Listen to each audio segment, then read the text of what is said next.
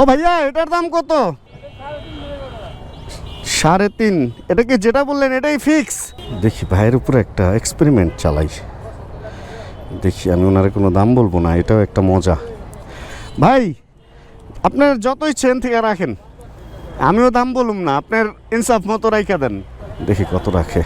কত রাখবেন বলেন তো? 250 টাকা আমাকে এই মালটা দিয়ে দিতেছে। এই পাশে হচ্ছে ঘর ও গৃহস্থলী অ্যান্ড শীতের জামা কাপড়ের বিশাল কালেকশন। পুরো এই জায়গাটা কিন্তু একটা মার্কেটের মতো হয়ে গেছে। আর যদি কারো শার্ট লাগে কোনো ব্যাপার না, এখানে হুডি থেকে শুরু করে শার্ট পর্যন্ত সব কিছুই আছে। মানে জীবনটা অনেক ইজি হয়ে যাবে, দেখবেন অল্প টাকা দিয়ে অনেক শপিং করতে পারতেছেন। এই যে স্যান্ডেল, আমি তো প্রচুর কিনি। স্যান্ডেল যদি কিনতে হয় জাস্ট এখানে পুচুক করে চলে আসবেন, ধুচুক করে স্যান্ডেল কিনে চলে যাবেন, ভালো মানসম্মত স্যান্ডেল পাবেন।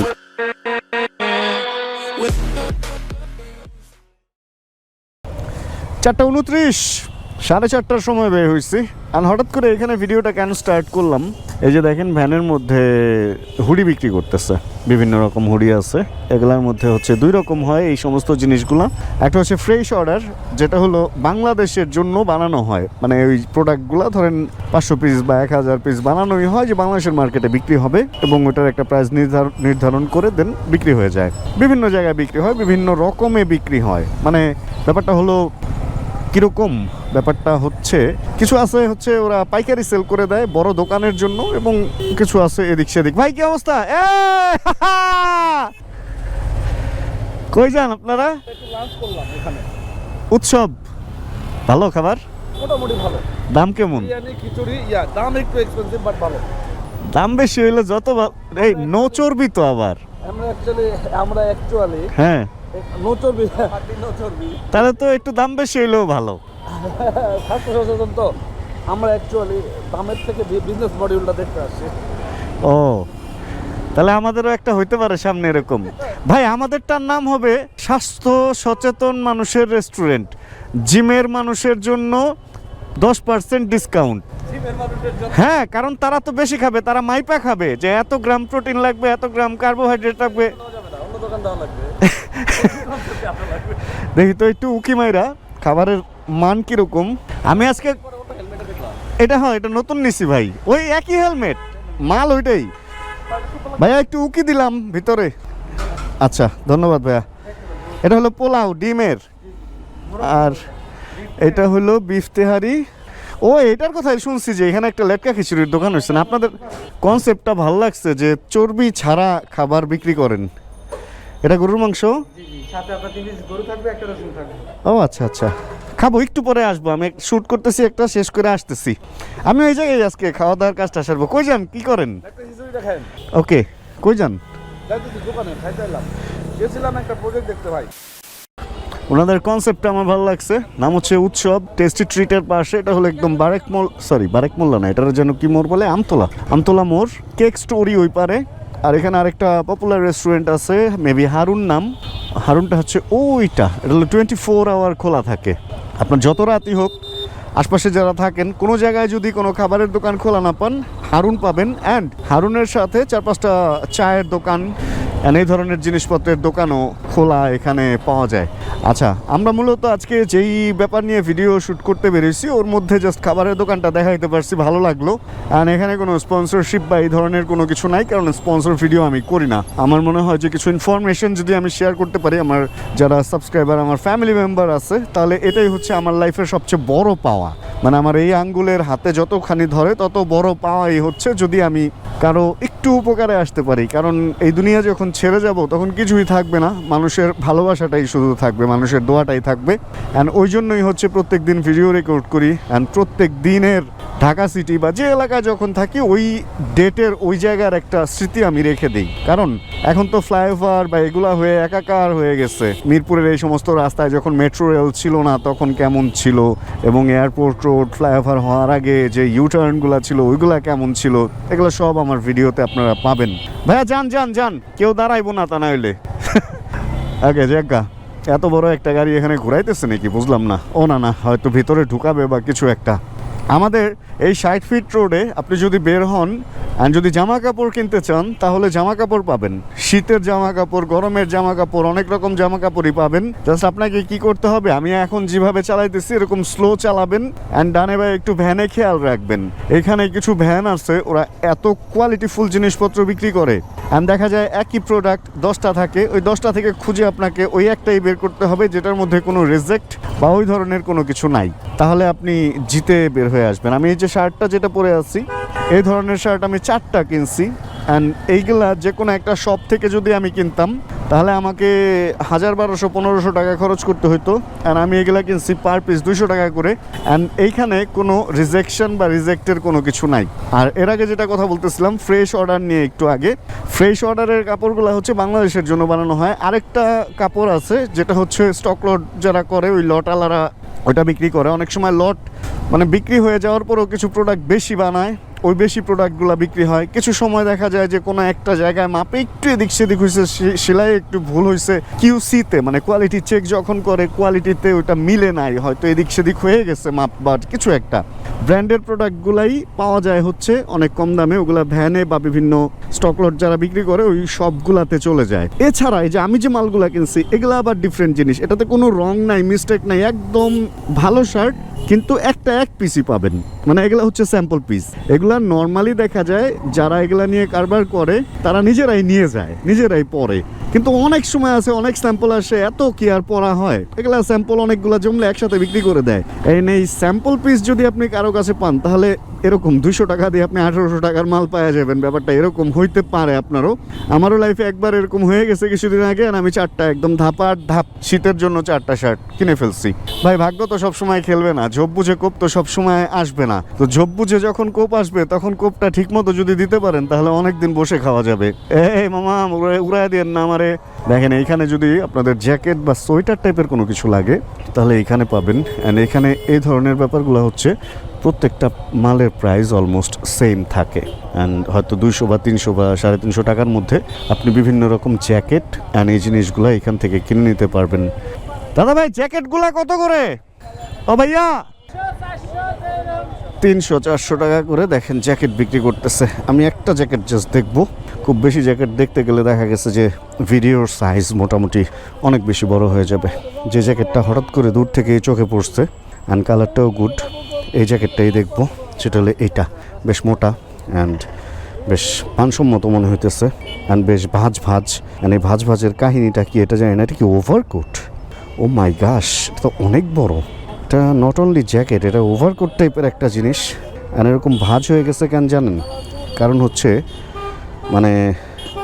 হচ্ছে থাকতে না, এটা ডিজাইনই এরকম। দেখছেন কি জিনিস বিক্রি হইতেছে কীরকম দামে, বাট জিনিসটা ভালো, একটু দেখি ভালো মতো। চেন থাকলে একটা মালই হয়ে যেত। আমি দূর থেকেই দেখছি কালারটা, দেখেই চিন্তা করলাম একটা চোখ বুলাই, নাকি এটা ডিজাইনই? এটা আমার তো মনে হয় ডিজাইনই এটা। ও মানে এটা ধুয়া ইস্ত্রি করলে সুন্দর হয়ে যাবে বলতেছেন? এটা একটা হুডি, এছাড়াও হ্যাঁ ভাইয়া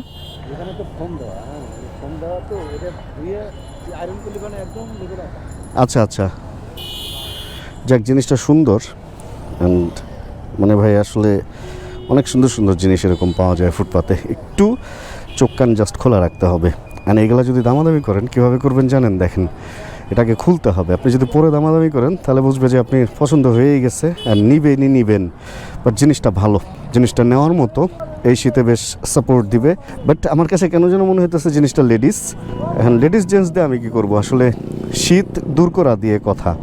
দেখছেন জিনিস কিন্তু পুরো একের সেই না, এরকম আরও অনেক আছে, জাস্ট একটু খুঁজে নিতে হবে। ও ভাইয়া এটার দাম কত? এটা 3.5। এটা কি যেটা বললেন এটাই ফিক্স? আপনি একলা সব বললে কেমনে হইব, না কিছু তো আমারও বলতে হইব। দেখি ভাইয়ের উপরে একটা এক্সপেরিমেন্ট চালাই, দেখি আমি ওনারে কোনো দাম বলবো না, এটাও একটা মজা। ভাই আপনার যতই চেন থেকে রাখেন, আমিও দাম বলুম না, আপনার ইনসাফ মতো রাইখা দেন। ওমা আজকে আমার গরমে অবস্থা খারাপ হয়ে যাবে, কারণ হচ্ছে আমি শার্ট পরছি, টি শার্ট পরছি, অ্যান্ড এখন মোটামুটি গরম। আর এই গরমের মধ্যে হচ্ছে আমি এই মাল কিনলাম। এটা কি ধুয়ে ইস্ত্রি করতে হবে মনে হয় না? হ্যাঁ, ইস্ত্রি করলে একদম সমান হয়ে যাব। দেখি কত রাখে, কত রাখবেন বলেন তো? 250 টাকা আমাকে এই মালটা দিয়ে দিতেছে। ধন্যবাদ ভাইয়া। আমি দিলে সত্যি কথা 300 দিতাম, ভাইয়ের উপরে ছেড়ে দিছি। ভাই 250 টাকা আমাকে, 350 টাকা চাইছিল, 250 টাকায় দিয়ে দিল। মানে অবস্থাটা চিন্তা করছেন, মানুষের উপর মাঝে মধ্যে বিশ্বাস করলেও জেতা যায়। একটা জিনিস আপনাদেরকে বলি, দাঁড়ান সাউন্ড রেকর্ড হচ্ছে কি না চেক করে নিই। হ্যালো চেক, হ্যালো, জি সাউন্ড রেকর্ড হচ্ছে। একটা জিনিস আপনাদের বলি, সেটা হলো দেখেন, সবসময় কিন্তু বিশ্বাস করলে মানুষ ঠকে না, সবসময় মানুষের উপরে দায়িত্ব দিয়ে দিলে মানুষ ঠকে না।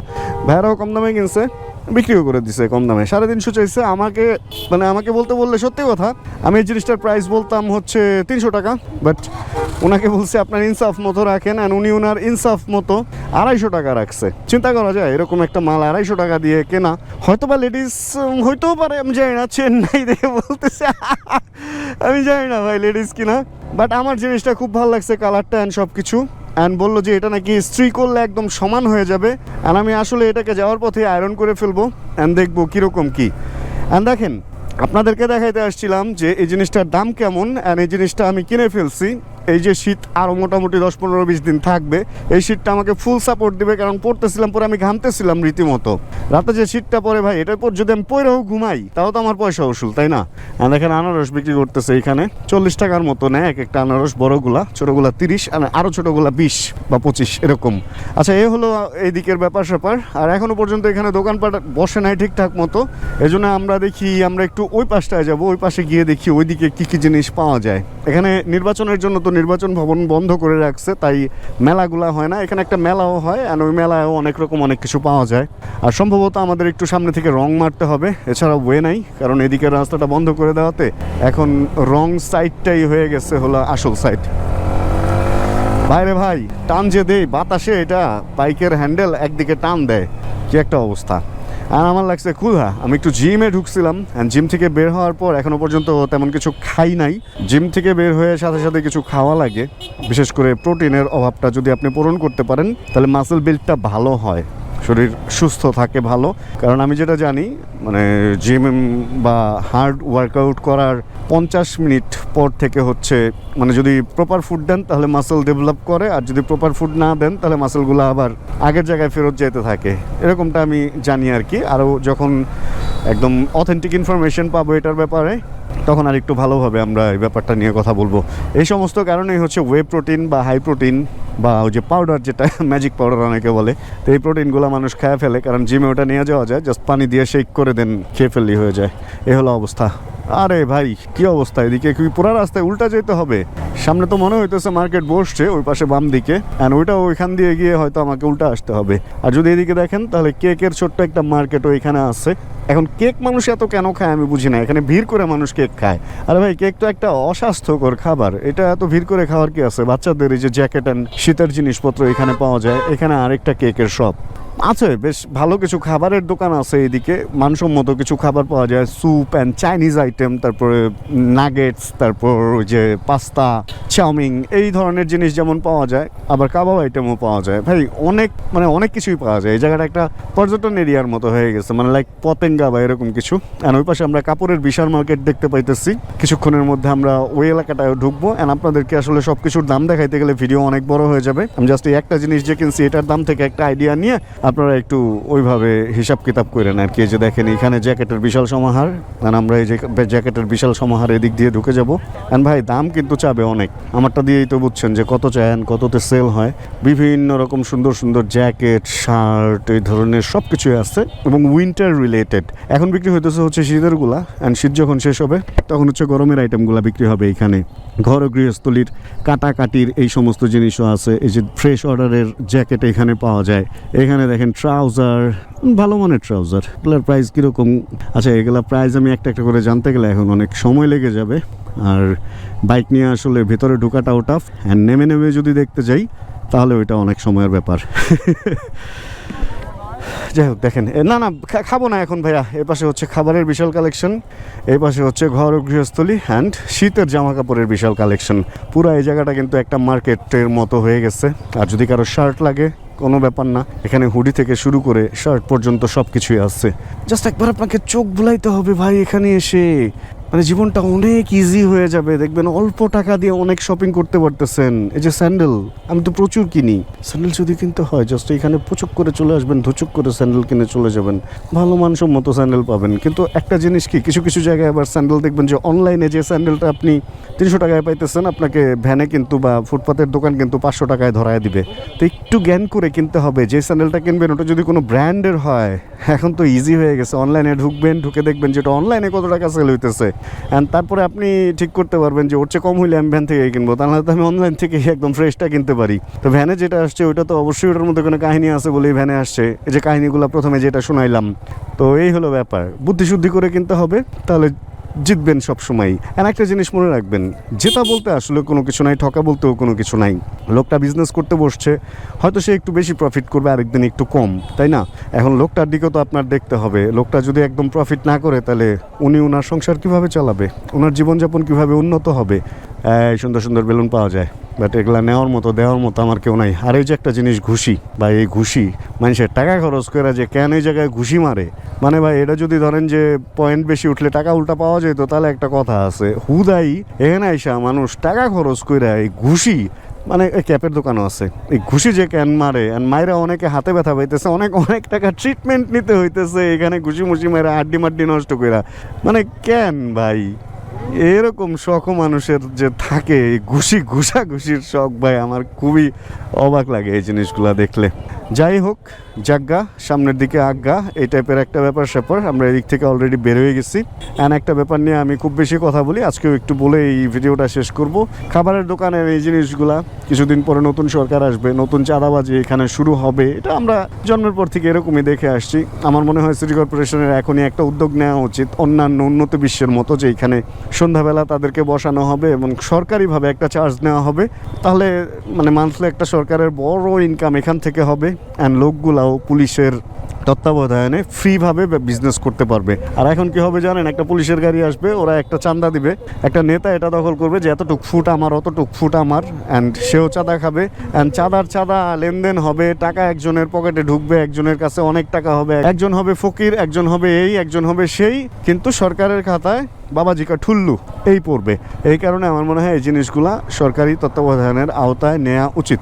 ওকে, আমরা আজকের ভিডিও থেকে বিদায় নিব, কারণ আমার লাগছে ক্ষুধা, আমাকে যেতে হবে এখন খাইতে। যদি আজকের এই ছোট্ট ভিডিওটাতে কোনো কিছু ভালো লাগে, ছোট্ট করে একটা লাইক দিয়ে দিন। চ্যানেলে যদি নতুন হন প্লিজ সাবস্ক্রাইব করে হয়ে যায় আমাদের ফ্যামিলি মেম্বার, জানাবেন কে কোন জায়গা থেকে ভিডিও দেখছেন। আর যতক্ষণ পরবর্তী ভিডিওটা নিয়ে আবার আমি না আসতেছি, ততক্ষণ ইনশাআল্লাহ আমরা থাকবো ভালো, আমরা থাকবো সুস্থ এবং করতে থাকবো চিল ইনশাআল্লাহ। আজকে কোনো বাইক নিয়ে কথা হইলো না, দেখছেন, আজকে বাইকের বাইরে অন্যান্য ব্যাপার নিয়ে কথা হইলো। আর এক কাটা তেল যেহেতু আছে, সামনের ভিডিওতে আমরা এটাই ফুয়েল লোড করবো ইনশাআল্লাহ। Chill bro. Check the mic and make sure it sound right, boys.